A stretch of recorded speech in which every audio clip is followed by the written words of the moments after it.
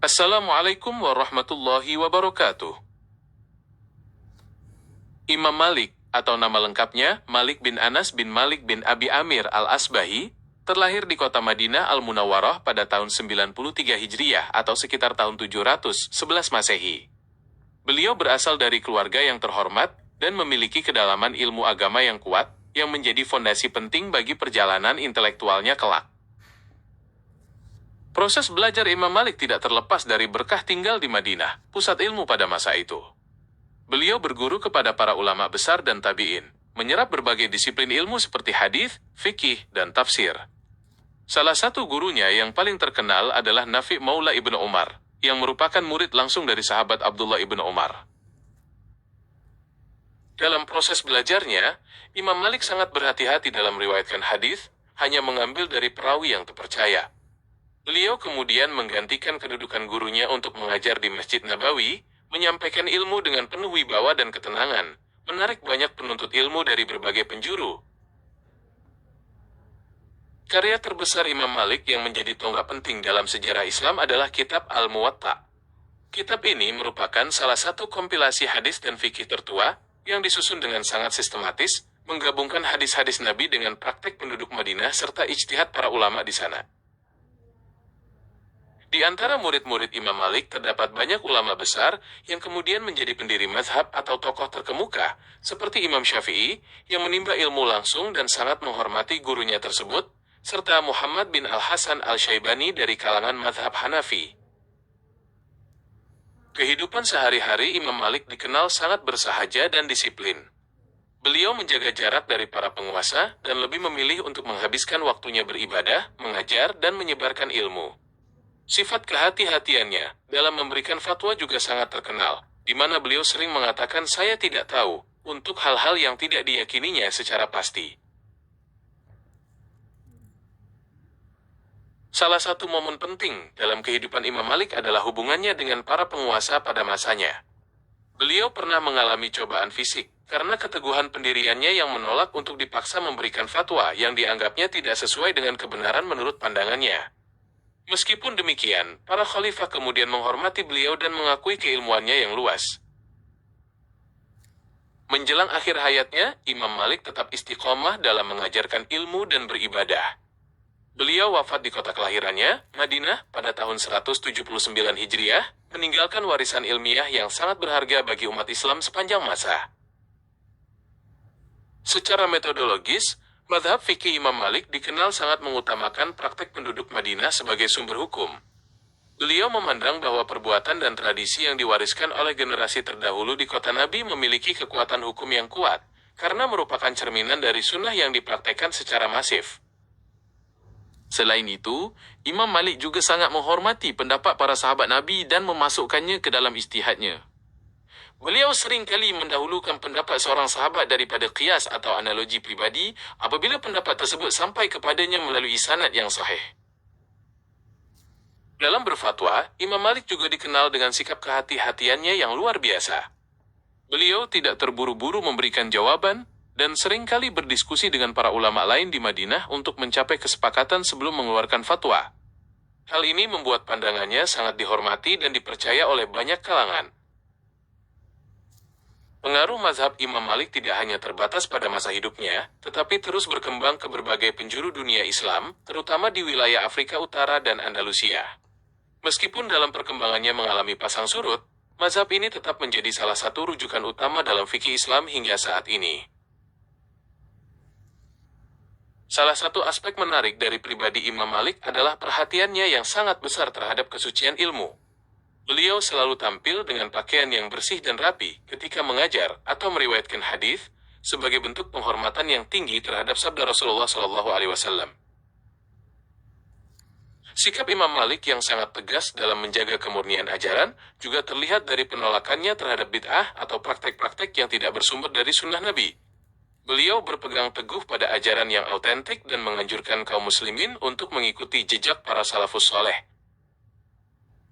Keulamaan Imam Malik juga diakui melalui penguasa pada masanya, di mana Khalifah Harun al-Rashid pernah meminta beliau untuk membacakan kitab Al-Muwatta langsung di hadapan beliau dan para pembesar kerajaan di Baghdad. Pada masa-masanya mengajar di Madinah, Imam Malik tidak hanya menyampaikan ilmu kepada murid-muridnya, tetapi juga menjadi tempat bertanya bagi masyarakat umum tentang berbagai permasalahan hukum yang mereka hadapi dalam kehidupan sehari-hari. Secara fisik, Imam Malik dikenal sebagai sosok yang tinggi, berwibawa, dan memiliki paras yang tampan. Beliau juga selalu menjaga penampilannya dengan mengenakan pakaian yang bersih dan wangi, mencerminkan rasa hormatnya yang mendalam terhadap ilmu dan majelisnya. Salah satu kebiasaan unik Imam Malik yang menunjukkan kecintaannya yang mendalam kepada Rasulullah SAW adalah beliau tidak pernah menunggangi hewan kendaraan di dalam kota Madinah. Ini dilakukan sebagai bentuk rasa hormat kepada tanah yang menjadi tempat peristirahatan Nabi, serta untuk menjaga kesucian kota tersebut. Sebagai seorang guru, Imam Malik sangat menghargai penuntut ilmu. Beliau tidak sembarangan memberikan izin meriwayatkan hadis kepada siapa saja sebelum mereka memenuhi standar keilmuan dan adab yang tinggi. Setiap murid yang ingin duduk di majelisnya harus melewati seleksi yang ketat dan menunjukkan kesungguhan yang luar biasa dalam menuntut ilmu. Salah satu keistimewaan periwayatan Imam Malik yang diakui oleh para ulama adalah apa yang disebut sebagai silsilah ad-dhahab atau rantai emas sanad. Ini merujuk pada jalur periwayatan yang dinilai paling sahih dan kuat, yaitu dari Malik, dari Nafi, dari Abdullah bin Umar, dari Nabi Shallallahu Alaihi Wasallam.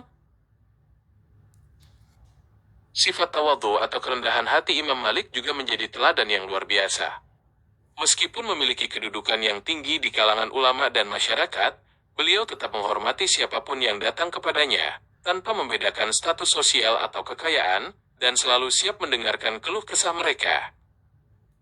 Salah satu bentuk kecerdasan Imam Malik yang terlihat dalam metode ijtihadnya adalah beliau menerapkan konsep al-masalih al-mursalah, yaitu mempertimbangkan kemaslahatan umum yang tidak bertentangan dengan dalil syariat untuk menetapkan hukum pada perkara yang tidak ada nasnya secara eksplisit.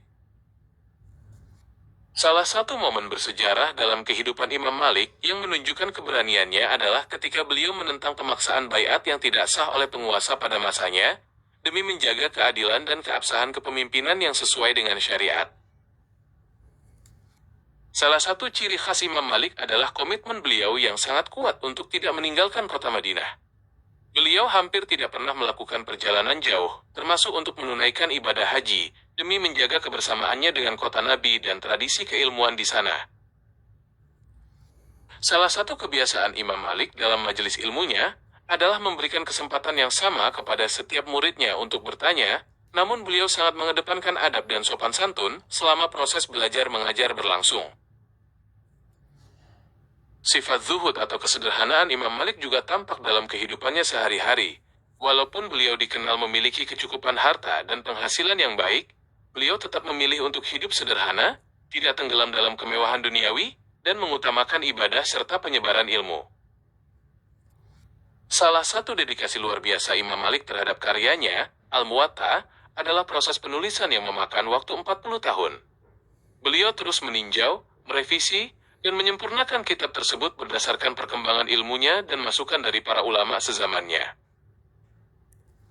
Salah satu prinsip utama Imam Malik dalam meriwayatkan hadis adalah menolak hadis dari orang-orang yang tidak dikenal atau yang memiliki cacat pada kepribadiannya, demi menjaga kesucian dan kemurnian sumber ajaran Islam. Salah satu sikap independensi Imam Malik yang sangat mengagumkan adalah beliau selalu menolak pemberian hadiah atau harta dari para penguasa. Beliau berprinsip bahwa ilmu harus disampaikan dengan ikhlas dan bersih dari segala kepentingan politik atau materi. Salah satu kebiasaan unik Imam Malik yang menunjukkan keseriusannya dalam memberikan fatwa adalah beliau seringkali bermusyawarah dengan para ulama dan sahabatnya di Madinah untuk mencapai kesepakatan sebelum mengeluarkan pendapat hukum. Salah satu aspek yang membedakan Imam Malik dari sebagian ulama pada masanya adalah pandangannya yang sangat keras terhadap perdebatan dalam urusan akidah. Beliau melarang keras murid-muridnya terlibat dalam diskusi spekulatif yang dapat menimbulkan keraguan atau perpecahan di kalangan umat. Salah satu kebiasaan unik Imam Malik adalah perhatiannya yang mendalam terhadap kebersihan hati dan keikhlasan. Beliau selalu menekankan kepada para muridnya bahwa ilmu tidak akan bermanfaat tanpa adanya niat yang tulus karena Allah, dan selalu mengingatkan mereka akan bahaya penyakit hati seperti ria dan kesombongan. Salah satu aspek ketakwaan Imam Malik Yang menonjol adalah kebiasaannya yang sangat gemar berdiam di dalam Masjid Nabawi, tidak hanya untuk mengajar, tetapi juga untuk memperbanyak ibadah dan merenungkan kebesaran Allah, mencerminkan kedalaman spiritualnya yang luar biasa sebagai pewaris ajaran Nabi. Salah satu aspek penting dalam kehidupan Imam Malik yang patut diteladani adalah kepatuhan beliau yang sangat kuat terhadap sunnah Nabi dalam setiap aspek perbuatannya. Beliau selalu berupaya untuk mencontoh tindakan dan kebiasaan Rasulullah Shallallahu Alaihi Wasallam dalam kehidupan sehari-hari sebagai wujud kecintaan dan penghormatan yang mendalam.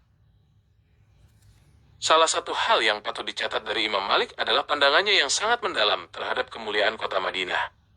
Beliau menganggap bahwa kota tersebut menyimpan keberkahan dan jejak kenabian yang tidak ternilai, yang menjadikannya sumber utama pemahaman Islam yang otentik. Salah satu kebiasaan Imam Malik yang sangat dijaga adalah kesederhanaannya dalam berpakaian dan penampilannya.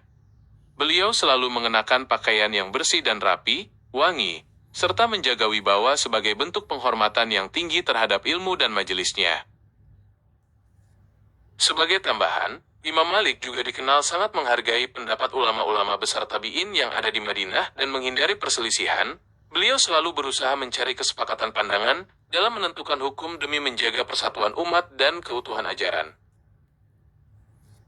Sebagai penutup, biografi Imam Malik mengajarkan kepada kita arti dedikasi yang mendalam terhadap ilmu dan kemurnian ajaran Islam.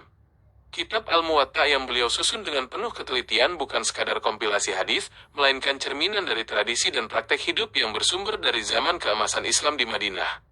Pengaruh mazhabnya yang tersebar luas membuktikan keaslian dan relevansi pemikirannya yang tetap menjadi rujukan utama dalam hukum Islam hingga masa kini, menjadikannya salah satu mercusuar ilmu yang cahayanya terus menerangi jalan umat.